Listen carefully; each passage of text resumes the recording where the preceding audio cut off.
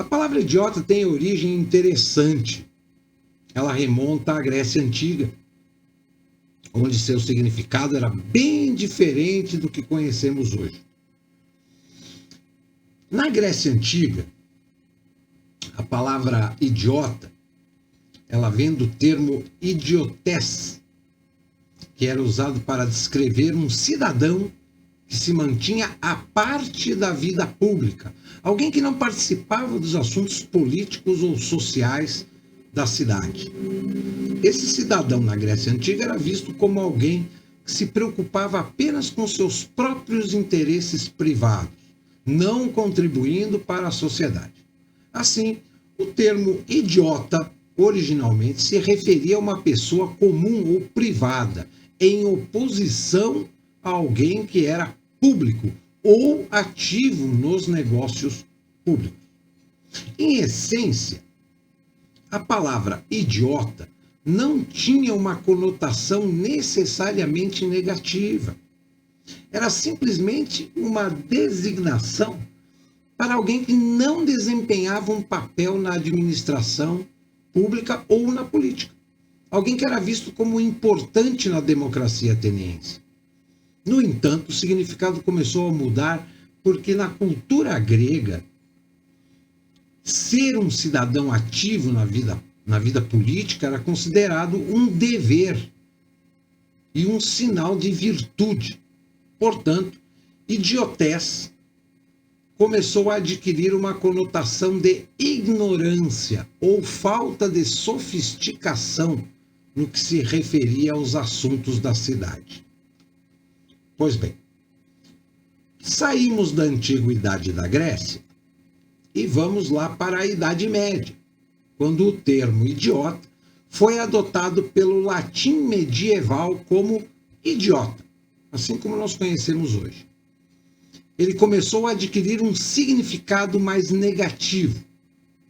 No latim, o termo idiota evoluiu para se referir a uma pessoa ignorante, sem conhecimento, ou que não era uma pessoa erudita.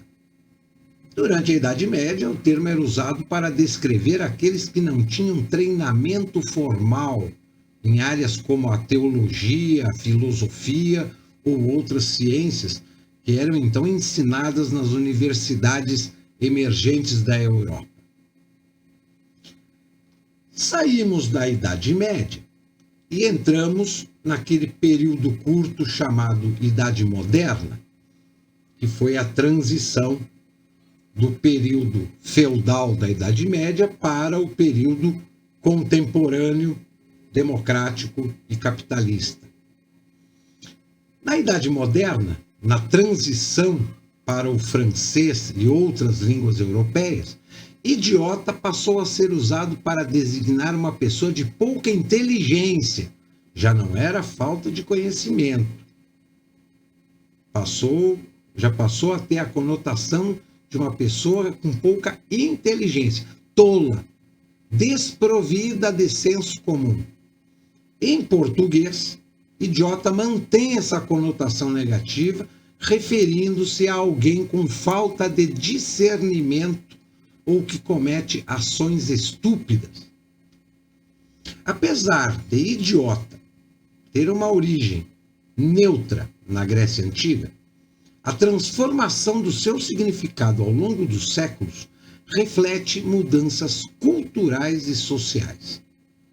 A palavra passou de um termo para descrever alguém afastado da vida pública para um insulto usado para menosprezar a inteligência ou o julgamento de uma pessoa.